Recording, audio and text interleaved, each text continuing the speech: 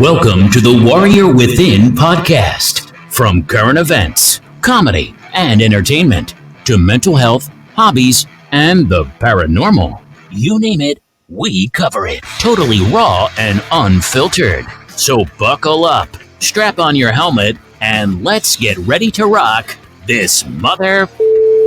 And now, here's your host, Chris Borelli, aka Sibo. What's going on, donkey turds?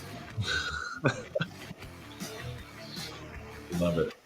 Got the little jammy jam going on. Let me pull up comments just in case anybody writes in comments while we're talking. Hello, friends. We have an awesome guest today. We have Maverick Willett. Maverick is a former U.S. Army Ranger, which is badass in itself. He is now a fitness and nutrition specialist and coach, and he's the man. He has the baddest, assest name on the planet. Maverick is that's just a badass name, man. I better do something with a name like that. I better do something cool. Absolutely, you have to. The pressure's on. Yeah. Thank you so much for having me, Chris. I appreciate it, man. I really do. Yeah. So tell. Oh, you know what I just did? Big boo boo. I forgot to record on this end. So we're live here, but we're not recording here. So hang on. Hang tight with me for 1 second. All good.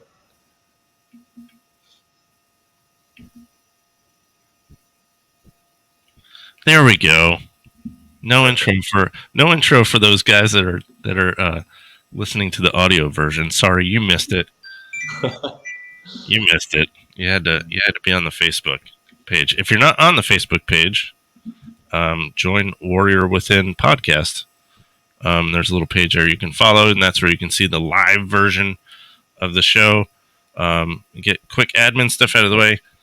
If anybody has any questions, suggestions, comments, any of that good stuff, you can email askwarriorwithin@gmail.com. Again, it's askwarriorwithin@gmail.com. Okay, let's try this again because I forgot to hit the record button. We have Maverick Willett with us. Maverick is a former U.S. Army Ranger. He's a nutrition and fitness specialist and coach. And he's going to join us and answer some questions about fitness and nutrition, I hope. Yeah, let's hope so. I know a thing or two about those things. But yeah, Chris, thank you so much for having me, man. I'm just grateful to be here. Thank you so much. Yeah, man. So tell us a little bit first about your Army career. I enlisted back in 2012 on a option 40 contract. So I went through the pipeline of basic training, airborne school, Ranger selection, and went to a battalion after that. Was very fortunate to not have any injuries or anything during that. I took good care of myself. I trained a lot before that too to be ready. So I probably went into it more ready than I should have been physically. I got worse in basic training, as a lot of people do, because the same stuff, and the smaller guys get bigger, the bigger guys get smaller. You kind of meet in the middle. So that's kind of what happened to me. I lost like 23 pounds, but I could run like the wind. But yeah, I went through the pipeline, was fortunate to go exactly where I wanted to go. 1st Battalion in Savannah, Georgia. Was there for right at 4 years, sustained a back injury towards the tail end of that career and medically retired. Because herniated 2 discs in my back during an airborne training exercise. And so that was no bueno. Had the option of staying in, taking a different MOS with like a desk job, but I really, unless I could do the Ranger thing, my heart wasn't in it. So decided to move on. So it was a short-lived career. I had a lot of aspirations, but the injury cut it short. But yeah, I did a lot of great things, deployed with the Special Operations Unit, which was amazing. That was my dream at the time. Got to do that. I'm very thankful for that. Met some really cool people who I'm still in touch with today. So I don't regret that. It was a great, best and worst times of my life. I'll just say that. Yeah. Those are friends for life. Yeah. Those friends, you'll never lose those friends. That's for damn sure. Very true. What was Ranger school like? Oh man, Is it as crazy as we're all told? Yeah, so I actually did not get the chance to go to Ranger school. I was slated to go. Yeah. Right after I got injured, and then I was slated to go to school. Gotcha. So Like I literally took the PT test, got the good to go, and then got injured. So I'm one of those tabless rangers that get a lot of shit in the military. But yeah, I got to deploy and all that. But yeah, I didn't get the chance to go experience Ranger School, unfortunately, which sucks. I was ready to go. I did the PT test. I was good to go, and then got injured. And I was like, well, that changes plans a little bit. Oh yeah, 100%. Yep. I feel you, man. I got hurt too. It hurt real bad. So tell me about the fitness and nutrition. What brought you to that? So I was raised by two bodybuilders, competitive bodybuilders. So that was a unique upbringing. My mom, very involved in, she was actually the more successful competitor in terms of how far she went. She competed at state level, and I didn't out bench press my mom until I was like 17 years old. So yeah, she's a beast. Wow. Way ahead of her time. If they didn't have the same classes they do now, like back then all they had was bikini or bodybuilding, no in between. Now they have all the in between classes, and she would have crushed it. Her genetics were insane, but they just didn't have it back then. So she didn't want to do what it takes to get to that level of size those women had at the national level. But great genetics. She taught me a lot. I had a very strong female role model growing up, and just seeing that, and then training with them, and then I got a good level of knowledge early on with nutrition and training. I had a very unique upbringing with that, so I took that knowledge into my collegiate athletic career, in the military, and then after. So I've always in some way been involved in fitness and nutrition. I learned it from a very young age, and I've been able to apply that to help a lot of people. So it's like a natural transition when social media took off, the internet took off, kind of an easy step into helping people on a large scale and being able to apply that. Yeah. Do you have like your own studio and stuff, or do you do it through a gym? How do you structure your coaching? That's a great question, and I think a lot of people are kind of still unknowledgeable about how online coaching even works. I think a lot of people picture me as like a hologram in their living room, making them do push-ups, and it's actually mostly nutrition focused, because that's where the bulk of the change that people want to see is going to happen. So it's custom nutrition plans, it's one-on-one guidance, it's a lot of accountability. My wife and I, Sophie, are very involved in our clients' progress. So it's very step-by-step guide. I feel like there's a huge disparity with information, a lot of misinformation out there in terms of what the hell do you do? You Google one thing and get 200 different answers. You got, fad diets. You have people just trying to make money. You have supplements, meal replacement shakes. What do you do in this day and age? So we're kind of the bridge between the gap. We show you how to sustainably lose weight, whatever your goal is, lose weight, gain muscle, whatever your goal is, we get you there and help you stay there. So we get people off that yo-yo cycle of fad dieting and repeatedly failing in that endeavor. So it's a lot of nutrition. We do training plans as well. We give custom workout plans, video demonstrations, and then the accountability is the biggest piece to that. Is giving them absolutely. Yeah. I did a little bit of training too after the Army, and you're right. Nutrition is it, because that's what everybody. Hey, how do I get six pack? How do I get a six pack? And then they're hitting sit ups, and it's like, no, sir. That's not how you do it. That's your diet, buddy. Right. Yeah. I was an in-person trainer for a couple years, and I was so frustrated because I couldn't legally give nutrition advice, your chain gyms and stuff like that. So I'd train their ass off for an hour 3 times a week. But if they went home and the rest of their day wasn't conducive to what we were trying to do, it made very little difference. So that was very frustrating. But now I control that other 23 hours that actually produces the change they want to see. And as a result, the results have been far, far better. Yeah. That's awesome. That's really cool. I saw you post something. I've been following your Facebook page, and I saw you post a picture recently. What did it say? Damn it. It was something about how you can eat anything you want and still look great. So how does that work? That's close. Like that. You can eat foods you love and still look amazing. But that's close. Yeah. So that's where the sustainability comes in. With the harsh restrictive fad diets out there, keto, Whole30, Atkins, any of those starvation diets, they lead to deprivation, that leads to cravings, that leads to binging, and it's a binge purge cycle with a lot of people. And you'll have your outliers that can stick to that kind of thing, who don't have a demanding lifestyle, they don't have kids or whatever it is, and they're able to adhere to those crazy protocols. But for the most part, the average person, it's not realistic. So the thing is, the society makes you think that you have to be all or nothing. You have to completely cut out carbohydrates or completely cut out sugar or whatever it is to get results, and you don't. You just need to become calorically aware of how much you're consuming, what you're consuming. Having those tools will help you get the results you want, maintain those results for life, and not have to deprive yourself. Yeah. How do macros fit into all that when you're talking about,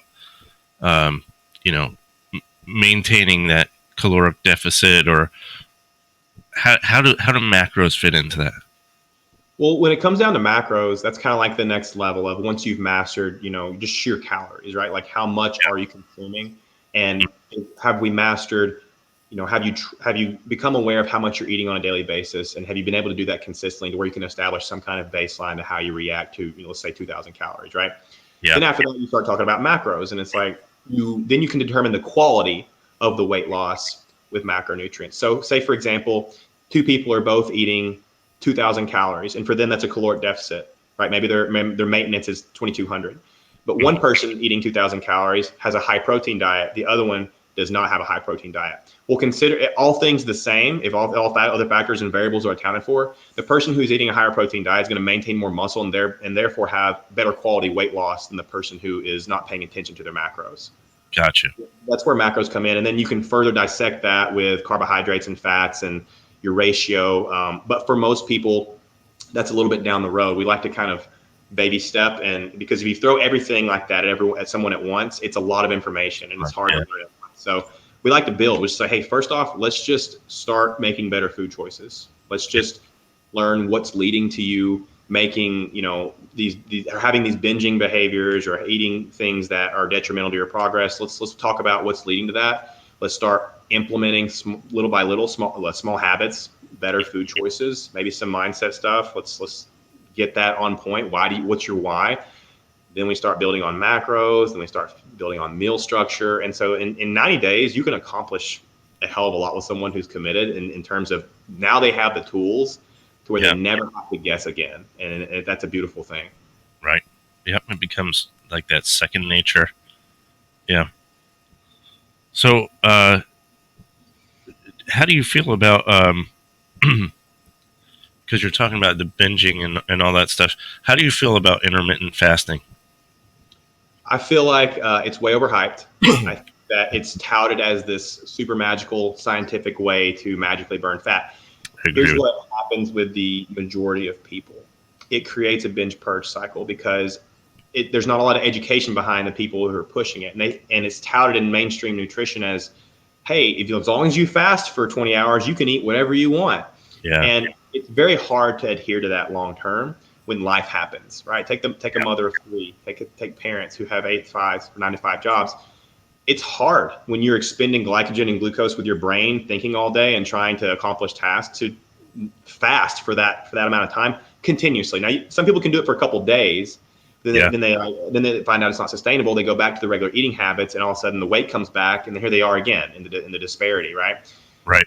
What intermittent fasting lacks is helping people become, again, it's all going to come back to calorically aware. How much are you consuming in a 24-hour period? Everybody's different. And these one-size-fits-all approaches don't usually work for everyone. Everyone burns different amount of calories at rest. Everyone burns different amount of calories while they're exercising. Everybody has different amounts of lean muscle, hormones, gut health, genetics. All these play into your energy balance at the end of the day. People conflate calories in, calories out with energy balance as well. That's a big one. It's two different things. Yep. So, these are things we help people with, and we've created like a step-by-step blueprint with, all right, bullshit aside, this is how weight loss works. And I don't want you to pay attention to anything else. This is what you do. And then later on down the road, once they have that understanding and they get to an advanced level, it's like, okay, maybe you can fast and see how that benefits you now that your nutrition is on point. But if you don't have that foundational understanding, none of that stuff's going to be sustainable. Yeah. Yeah. I always thought that was the biggest thing that people, I feel like people think it's a magic answer. They just get into fitness and they immediately are trying to get into intermittent fasting. And I've explained to people a million times that you have to understand how your body works. That when you fast, your body actually hangs on to a lot of that fat. It learns your habits. So yeah, I've never been a fan of it, and I see so many people now preaching it. Oh yeah, it's a fad. Fads come and go, and if people like exactly like you said, they want to believe there's an easier fix. There's an easy button. People want to push the easy button, and it's the paradox is once you learn how to track your calories, once you learn how to. People think that there's a lot of stress involved with tracking Oh, calories. It's going to totally derail their life. The reality is it creates time and it reduces stress because you no longer have to worry or think about what you're going to eat because you've developed these tools from that brief learning curve that it took to get there. Now you have tools no one can take away from you. You take those for the rest of your life, and they're not common tools. Most people, like you say, are looking for an easy fix, and they're not willing to develop those tools. But yeah, it's most people have a lot of mental things that go into why they binge and purge, right? Like right. for example, most people cope with food to escape stress, to escape anxiety, to make themselves feel happy for a brief time so they don't have to deal with problems. And that's a very normal thing. I've done it. It's a very normal thing. That is the internal issue that needs to be addressed, and a fad diet can never fix that. Yeah, I agree. So that leads into your thoughts on keto because keto is such a big deal these days. What's up? Bad news, keto fans. No, it's kind of the same story, man. I have a lot of anecdotal data, which with the PubMed folks who always want a PubMed study to prove things, it's not going to sit right. But at the end of the day, all you have to do is look at someone's blood work who has tried, not only keto, but just long-term dieting, long-term low-calorie dieting. Their thyroid hormone goes down. Their thyroid downregulates. Their metabolism downregulates. Sophie and I are members of a lot of keto groups on Facebook because we pull clients from there. We save them from that lifestyle. And if you look in those groups, it's post after post after post after post of women falling off the wagon. There's all these falling off the wagon posts. Fell off the wagon again. Hey, how do you deal with hair loss? How do you guys deal with hair loss? I'm like, hair loss? Why would you pursue a diet that potentially makes you have hair loss? And that's because that's a side effect of hypothyroidism. Yeah. People develop Hashimoto's from long-term dieting. It's this obsession with wanting to see a different number on the scale. Keto can provide that short term. Of course, if you cut out carbohydrates completely, you're going to drop some water. What they fail to realize is when people, especially women, especially mothers, they need to thrive, not just survive. Because that's one of the arguments of keto is our ancestors didn't need carbohydrates to survive. Well, they were just surviving. We're trying to thrive. We're trying to develop our bodies, look a certain way. If you take away the very thing that your body needs to have a very healthy thyroid, T3 and T4, for example, are converted in the liver, and you need fructose to facilitate that action. Fructose comes from tropical fruits. Well, guess what? You can't have fruits on keto. So I could go on and on and on about the detriments of this, but I mean, just test someone's body temperature on who's been ketoing for a while. Yeah. Your body temperature is supposed to go up after a meal. I found anecdotally with a lot of people who have tried keto, and if you test their body temperature after they eat, it doesn't go up. That's a bad sign. That's not healthy. Again, it's a sign of a down-regulated thyroid, and your thyroid is the thermostat of your metabolism. So, again, I will always be against keto. I'm not a proponent of any restriction. Again, and at the end of the day, it's too restrictive. Parents, busy people, military, you can't restrict your most easily utilized fuel source and expect to be at your best. It's just not realistic long term. And if it's not a long term solution, it's not a solution in my opinion. Yeah, and when you're messing with your thyroid, I mean that people don't realize your thyroid actually affects your mental health as well. Hyperthyroidism or an underworking thyroid can also increase anxiety, depression, panic attacks, panic disorder. So yeah, that's all stuff that keto can increase all that stuff. So yeah, I'm with you. It's a fad. It's not good. I'm all about sustainability. I'm all about long-term health. I'm all about nourishing the body and getting the results you want and feeling great. And it's just hard to really do any of that when you're restricting carbohydrates like keto calls for. Yeah, you're gonna feel like crap all the time. Do you get into yoga at all? Yoga, mindfulness, any of that stuff? Huge proponent of mindfulness. I meditate every single day. Have Do done you? so for yeah. I mean, it changed my life. Yeah, I used to think it was this hippy dippy like woo woo stuff, and once I started really getting into it and practicing deep breathing along with it, I cannot start my day without it now.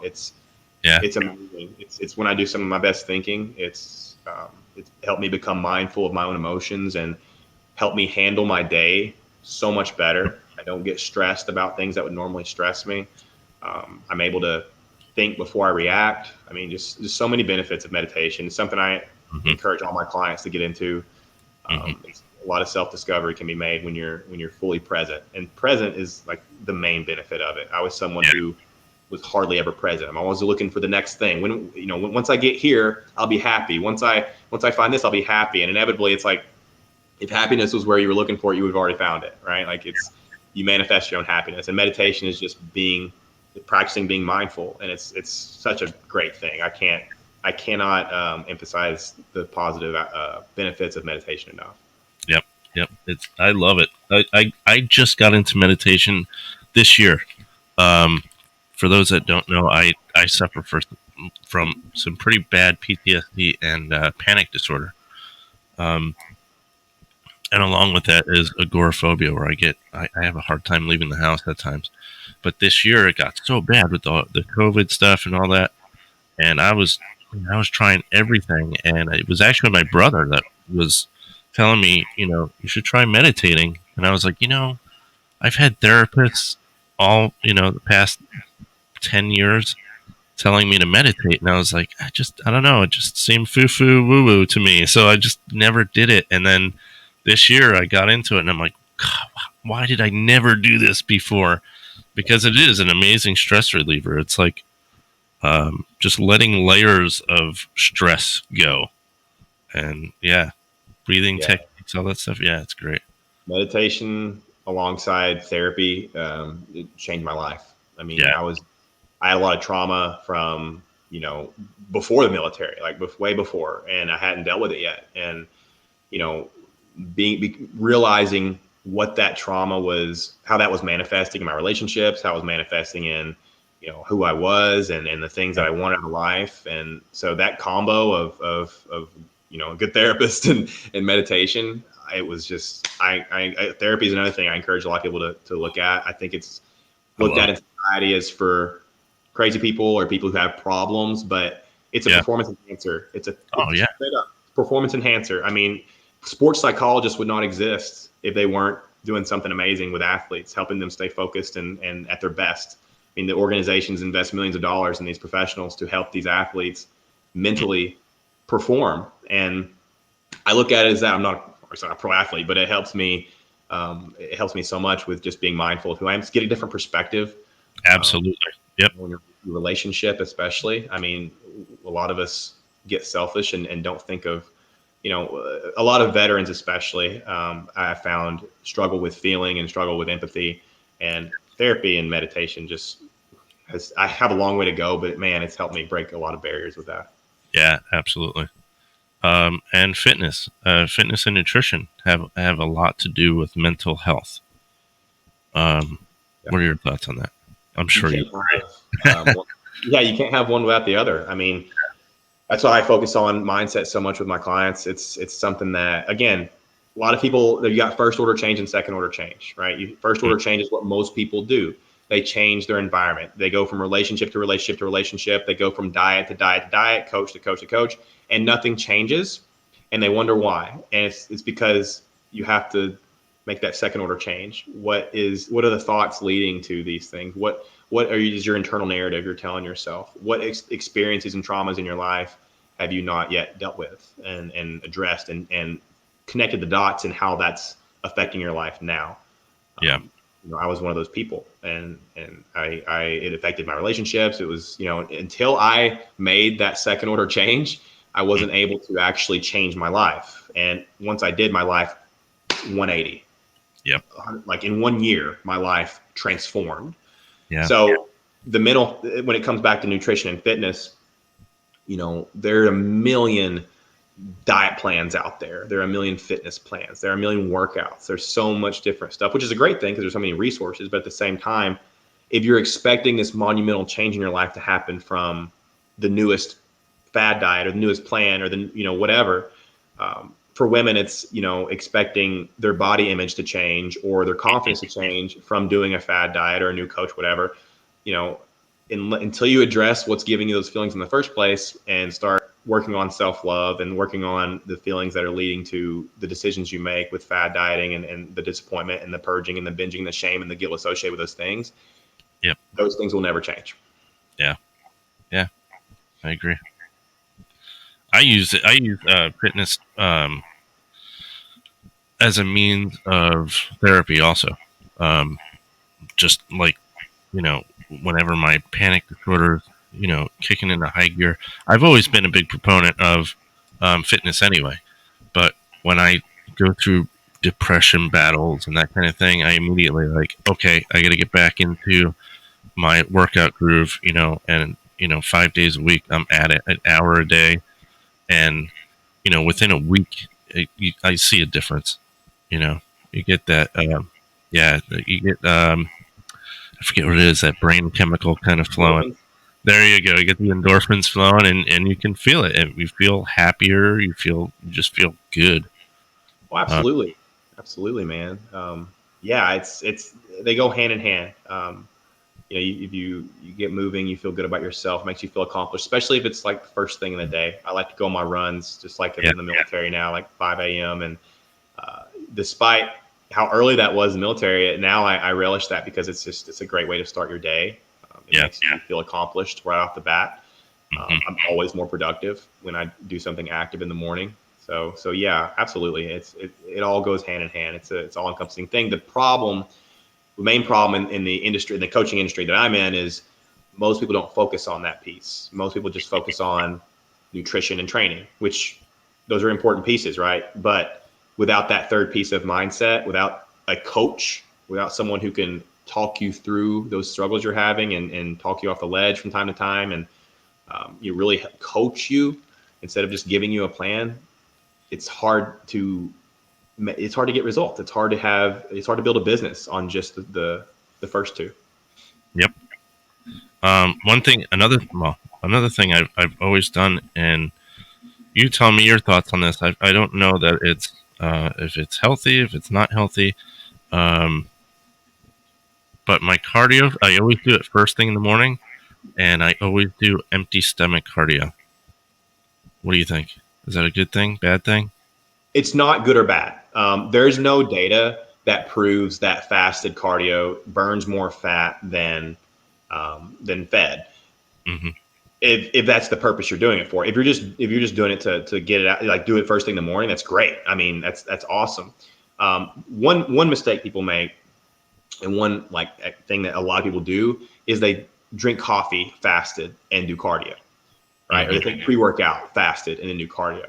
When you wake up, your body's in a stress state, right? So your cortisol is higher.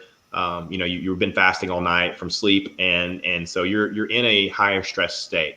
And then when you consume caffeine's a great performance enhancer, as long as you supplement that with proper nutrients. So if you don't have any simple sugars in your bloodstream, if you don't have any nutritional support with that caffeine, the caffeine's only going to raise your adrenaline, which is going to raise your cortisol, which for women is particularly important because then it's going to raise your estrogen, which is going to give you greater propensity to store body fat. So I'm not a huge fan of caffeinated fasted cardio, but just regular fasted cardio, it's fine. I mean, it's something that a lot of people do. They love it. And a lot of people have more energy. Like a lot of people just don't feel like eating in the morning. So everybody's different. I don't, it's definitely not good or bad. I do it. I go running with nothing on my stomach except some EAA, some essential amino acids. That's it. I don't eat. Then I come back and eat breakfast. There's nothing wrong with that. But I do think that stimulants first thing can be harmful. Yeah, I agree with that. I don't do caffeine, period, at all. But good for you. But for two reasons, I do the empty stomach cardio. One is, like you said, it's just to get it out of the way in the morning. It makes me feel good. And then the second thing is it gets my metabolism rolling. And then, right after a run, then I'll go have a nice big breakfast because my metabolism's cranking. It'll break things down quicker than, if you just woke up and had a big breakfast.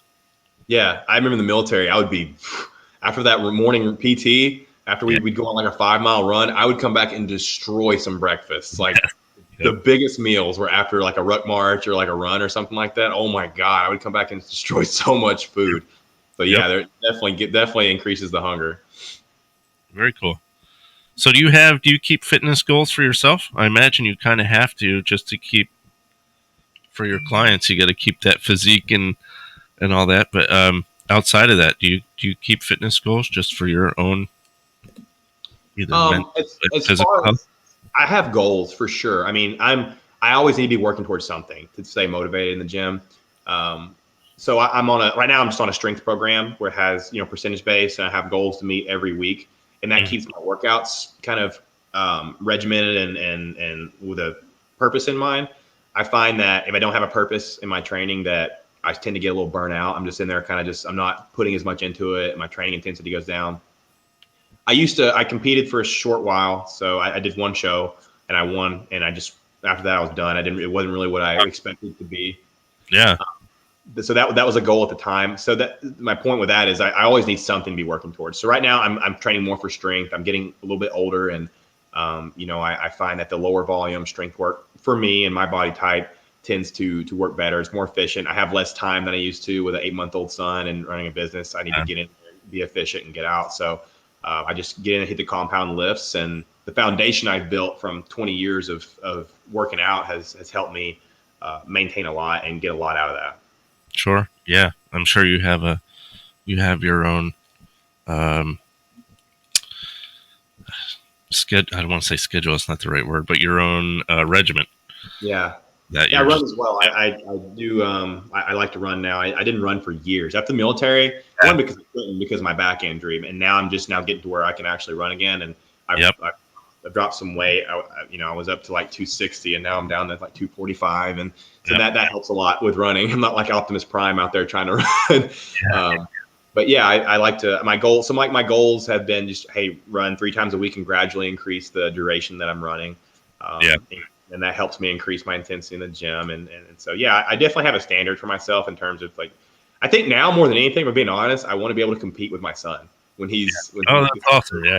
Yeah. I mean, because my dad pushed me hard. I mean, we competed balls to the wall until, he's 65 now, and I'm sure he can still hold his own. He's still squatting. He's still doing all kinds of stuff. So, I want that relationship too, because that was my dad and I were very close because of that. And I want that with my son too. And that's a healthy relationship. Absolutely. We competed hard. I mean, we tried to play basketball a few times, and I accidentally elbowed him, and he would elbow me back on purpose to teach me a lesson. We competed hard. So. Oh, that's awesome. Yep. I did the same thing after the Army too. I was like, after 8 years, I got out, and I was like, I'm never running again. And now I run more, and I can tell you right now, I'm healthier now than I ever was in my 8 years in the military. That's awesome. That's the difference between doing it because you had to do it, and now doing it because you want to do it. Yeah. Yeah. Whole different mind frame. Oh yeah, I hated running when I was in the military. It was the worst. Yep. What are your views on supplements? I know supplements are such a big thing. I know a lot of people are like, oh, I'm going to get, I'm getting into, I'm going to start working out. I need to go get some creatine. Yeah. So what are your thoughts? I have to be careful because I'm sponsored by BSN at the moment. I've been sponsored by them for 3 years. But that being said, I know they'll agree when I say that, nutrition comes first. If your nutrition isn't on point, if you're not eating in a way that's going to help you get to where you want to be, supplements will do nothing for you. Nothing. And there are a select few out there that I'll say just don't waste your money on, like CLA, gimmick, L-carnitine, gimmick. Most pre-workouts are way overstimulated. I mean, the minimum, like the average dosage now for a scoop of pre-workout is 300 milligrams of caffeine. Holy smokes, that's insane. A cup of coffee is 95 milligrams. So that's 2.5. Or 3.5. Sorry, 3.5 cups of coffee, which is outrageous. I mean, that's the caffeine. Then you have the other stimulants in there, and so it's just it's actually counterproductive to a workout because caffeine is a vasoconstrictor. So you want blood flow while you're working out, and they try to counteract that with L-citrulline and L-arginine and other blood flow supplements, but you can't it dehydrates you, right? Yeah. And once you're dehydrated and your minerals are pulled, it's going to be really hard to actually have a good workout. And I found since I cut out pre-workout, my workouts have gotten so much better. I was a stim junkie for years. I was, crushing 3 scoops of stuff because I was desensitized to caffeine, and it was starting to really hurt my workout. So I cut it out, and I, like you now, I don't do caffeine or anything, and my workouts have never been better. I have more energy. If you need pre-workout to feel like working out, you're missing something in your diet. You're missing a mineral. You're missing something in your nutrition. You should not have to have caffeine to go work out. Yeah.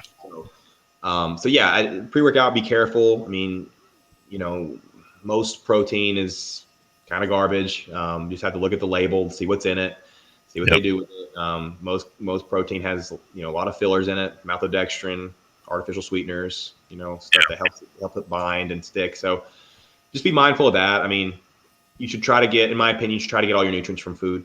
That's just the best way to do it. It's the natural way. It's the way your body's going to absorb it best. There's a reason why a lot of those things affect gut health negatively. Feel after. So, 90% of the stuff out there is garbage. I will say there's a few that work well. Whey isolate in moderation is good. It's very absorbable. I prefer grass-fed whey isolate, so you're getting the grass-fed nutrients, the micronutrients that come from grass-fed foods. And I food in general, I'm grass-fed all the way. Creatine has been proven to work, but again, first of all, you can get creatine from red meat and fish. The other thing is if your nutrition isn't on point, you're not going to see a lot of difference from it. It's not, and most people are not eating optimally for their goals. You can't outrun a bad diet with supplements. Vitamin D is what's a vitamin, but I definitely recommend supplementing that. It's something that you definitely need, especially in these times.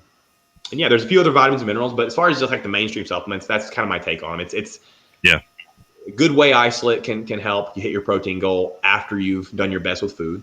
Again, it's a supplement. A supplement's a good diet. What about the hemp protein? Hemp protein? I've been seeing a lot of that going around lately. It's supposed to be all natural, derived from hemp, but I don't know much about it. I don't know enough about it to have an opinion, but my experience tells me it's probably bullshit. If I'm just being honest. I don't see it being. I mean, again, food, you can't beat food. And it's a hell of a lot cheaper. Chicken breasts and beef are a lot cheaper than a $60 thing of protein. It's to me, it's just like and you'll get a lot of micronutrients and you'll actually progress more. What I would do in college is I would take the weight gainer shakes and do shakes, and then I wouldn't be hungry to eat. And so I stayed the same weight in college for 4 years straight. It didn't progress at all, So but college age kids, high school age kids are the most susceptible to that, Sure, yeah, but they have the metabolism of steel. When you're at that age, you can put anything in your body, pretty much, like an incinerator. Yeah. What was I gonna? So in these times of COVID quarantining. What's a good fitness regimen for folks that can't really go anywhere? If you can find equipment, great. I mean, even if it's just a barbell and a few dumbbells, you can do a heck of a lot with that. There's the adjustable dumbbells. I know they're being marked up like crazy and it's hard to find some, but you can get really creative with bands. My wife, Sophie, does a lot of band stuff, and it's actually, I didn't used to really think much of bands, but if you know what you're doing, you can do a lot with bands. I saw a video the other day where they had 3 hooks on their wall. One at floor level, one at like waist level, and one out top. And they would just attach it to whichever one they wanted to use. And you can do almost your whole body like that. So banded workouts, I think, finding ways to up the intensity, of a body weight workout is pivotal. Slowing down your reps, decreasing your rest time between sets, static holds, fitting as much as you possibly can into an hour, and then trying to increase that amount that you like. I think, obviously, in my opinion, and just from experience, people tend to work out too long, and it becomes an endurance event versus a muscle building event. And so, in my opinion, and when you're doing it, when you're forced to work out at home, you should try to fit as much as you possibly can in a 1 hour span. Just crush yourself in an hour, and you can do a hell of a lot in an hour, a hell of a lot. And I think it's been a good thing in some ways because people have had to get creative and find ways to progress from home and really get a lot out of body weight, plyometric, calisthenic type training. And you can, if you're someone like myself who's amassed a decent amount of lean body mass, you can maintain. I mean, you can maintain with body weight if you know what you're doing. I mean, you may not gain, but in times of quarantine, I think we should be grateful that if we're able to maintain. And again, your nutrition is going to determine a lot. Yeah, this is where people, you can make or break your physique during a time of COVID. You can sit on the couch and eat potato chips, or you could do something with it. But you brought up the band training. My brother-in-law is a WWE wrestler, and I did. He forces me to work out with him when we're at his house. He's like, "You're working out, let's go." But I did a band. He did a band training with me with the elastic bands. He's got one of those cages with the pull-up bar and all that stuff in it. But he was just hooking the bands up to it in different ways, and I was blown away by how hard the band training was. I was like, holy smokes, like it was ripping me, man. I was like, damn, this is crazy. And he said, yeah, people overlook these, but we use them all the time. So. Yeah, it's very different. Same for me. I tried a band workout one day and I was just doing some upper body stuff. And if you have the right angle and you have the right tension, if you have the right band, it's totally different type of exertion on your body. And I think people really underestimate how useful they can be. I've seen some really creative stuff on YouTube, people wrapping it over their shoulders and do squats with them and deadlifts and back. I mean, you can work pretty much your entire body. And it's just, if you slow it down and you really focus on the tension in the band and you know what you're doing mind muscle connection wise, you can get a lot out of bands for sure. Yeah. It's really surprised me. That was pretty cool. What do you think are the 3, if you had to pick 3 essential exercises to do at home? What would they be? To do at home. So we're assuming no equipment, right? No equipment. I would say, does a pull-up bar not count? We don't have a pull-up bar. I should preface that by saying, because I know that there's different exercises depending on your goal. There's strength, or if you're just trying to lose weight, stay fit. We'll say that. Heart rate's going to be the most important factor with that, getting your heart rate up and doing it often. Your body is a reflection of your habitual activities. So heart rate multiple times a day would be just stay active, go on walks and stuff like that. But as far as exercises, right? Bang for your buck exercises. If you're able to do push-ups, awesome. Because push-ups work some core as well. And so if you're doing them right, they get a kind of a plank in there. So push-ups, I think air squats are great. So push-ups, air squats, and if I had to pick one more, that's hard. I would say probably lunges. I mean, a unilateral leg exercise. I would say push-ups, squats, and lunges. I mean, it's gonna work as much as you can in 3 exercises. You can get a lot out of those. I mean, it's gonna challenge you, get your heart rate up. You can superset them. You can do all 3. I mean, I think that's what I would do if I were limited to 3 for sure. I mean, you're obviously going to miss out on a little bit of hamstring, a little bit of this and that, but it's hard to do hamstring body weight. It's possible. Yeah. But anyway, I think squats, lunges, and push-ups would be my 3. Very cool. What do you think about burpees? Man, I hate burpees. I think burpees are useless. I agree with you. I think there are a million different ways to get your heart rate up that are not as injury prone as burpees. Thank you. I know a lot of people who have injured their wrists, their shoulders, because as you get fatigued, you don't have the same reaction time. Your reflexes go down. You start to get sloppy. You're going to the ground over and over. It's a lot of weight to go to the ground. It's just not. It's injury. It's very injury prone exercise, and there's a lot of different ways to get your heart rate up, and they're not functional for anything. I don't. Yeah. Not a fan. Anytime I see burpees in someone's workout plan, I immediately nix it and tell them not to do it.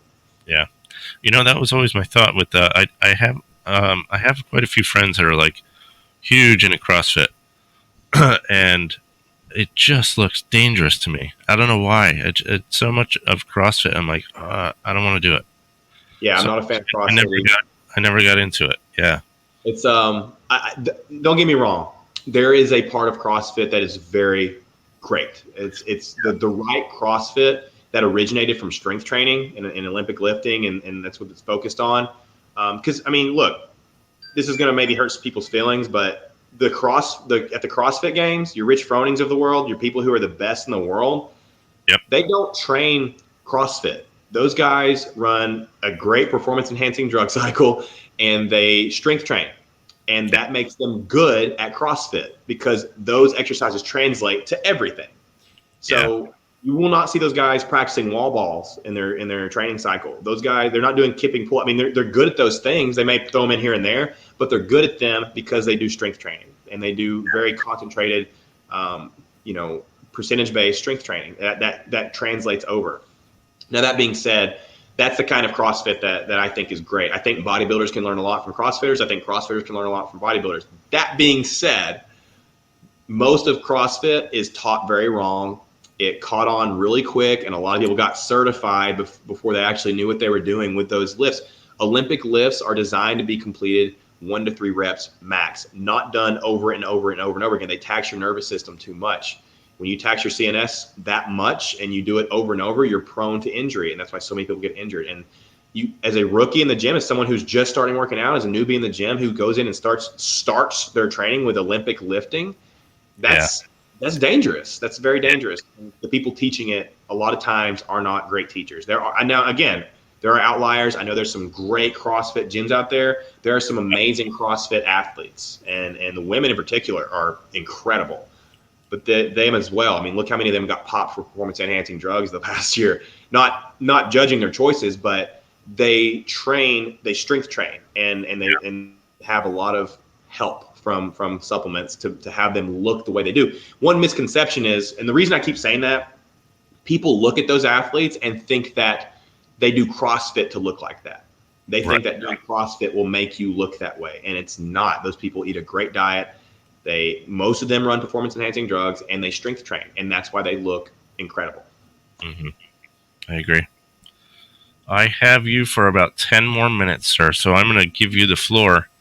I'm going to let you plug anything you have, websites, if people want to contact you for, any advice, if they want to get into a program with you. I know you gear your stuff more towards women. Mm-hmm. So yeah, plug away. Tell us a little bit about what you got and how people can contact you. Well, thank you, man. I appreciate that. I love talking to you. I think you're an awesome dude, and I appreciate you having me on the show, first of all. But so our website's under construction. We're gonna flesh that out soon. But luckily, I have a pretty uncommon name, Maverick Willett, and that's my name on social media. So Maverick_Willett is me on Instagram. Facebook, same thing, Maverick Willett. And, you can find us on there. Welcome to shoot us a message.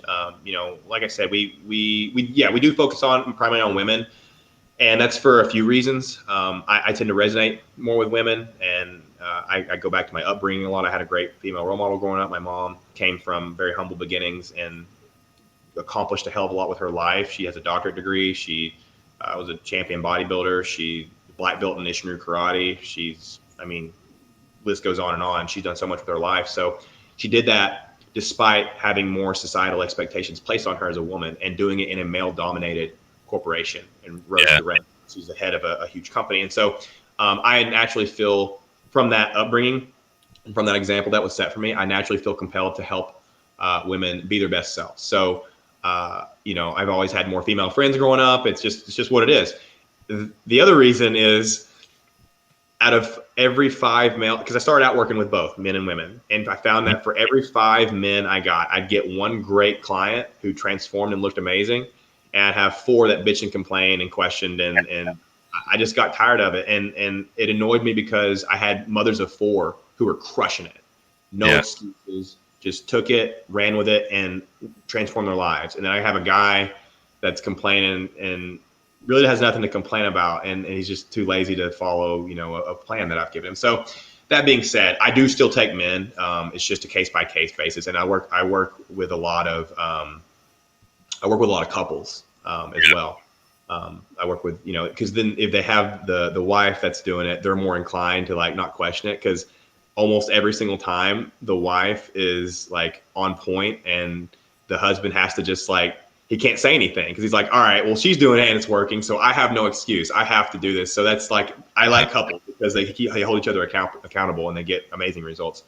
But yeah, Instagram, Facebook is where to find us. I just have a conversation. I love to just talk about people's goals and what they're struggling with. And I find that a lot of people are struggling with the fad dieting and with continuously being in that yo-yo of, trying one of those methods and it not working out. Their weight comes back even more than before, perhaps metabolic damage, perhaps hormonal damage. For a while there, I thought I was more of a hormonal fix, like a metabolism fixer than a coach, because I just focused. I was getting so many women who had been damaged by the fad diets, and I still get them.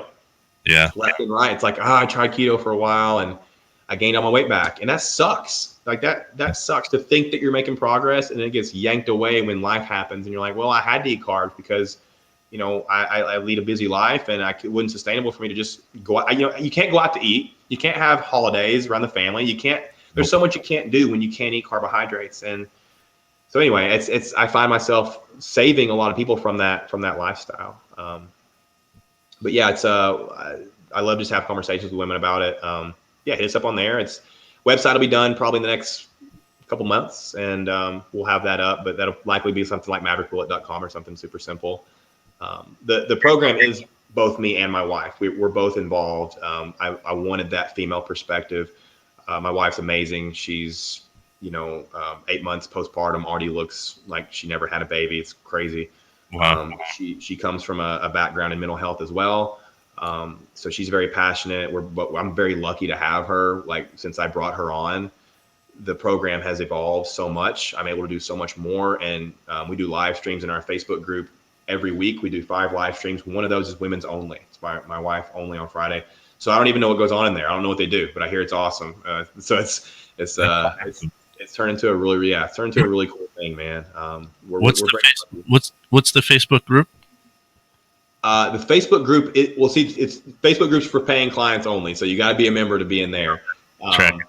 It used to be for everyone, but we were giving so much value and doing so much stuff. We're like, this should only be for people who are paying for this. So, yeah. But yeah, I have a Facebook page. It's just Maverick Willett, online coach. It's on there.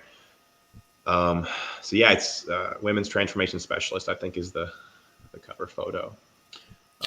But yeah, man, that's pretty much it. Just Instagram, Facebook. We'll be on other platforms as well. We're starting a podcast, and I'd love to have you on once that gets started. Yeah. Awesome. Yeah. So I'll put a bunch of links in here at the bottom of this. Once this goes up to YouTube, I'll put links all there in the description, so folks can find you. Thank you so much, man. That's super cool. Very cool. All right, my friend, I don't want to keep you forever. I thank you so much for coming on and hanging out. I actually have a bunch of questions I never got to, so maybe I'll have you come back again at some point. Yeah, no, I would anytime. I enjoy this. I really, again, just grateful to you, man. I appreciate you having me on, and I feel undeserving, but I appreciate you having me and having a conversation, especially a fellow vet. Anything I can do for you, anything I can do to spread the word about Warrior Within, and I'm all for it, man. I appreciate you. You're the best. Everybody, Maverick Willett, he's the man. We're going to cut it for the night. If you have any questions for me for anything in the future, I'm a big proponent of mental health. If you need help, anything at all whatsoever, definitely reach out to me. Email is askwarriorwithin@gmail.com. Again, it's askwarriorwithin@gmail.com. If you just want to chit-chat, bullshit, any of that stuff, hit me up.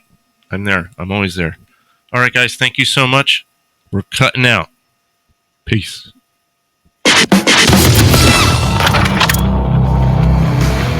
You've been listening to the Warrior Within podcast. We'll see you next time. If you've got the to return.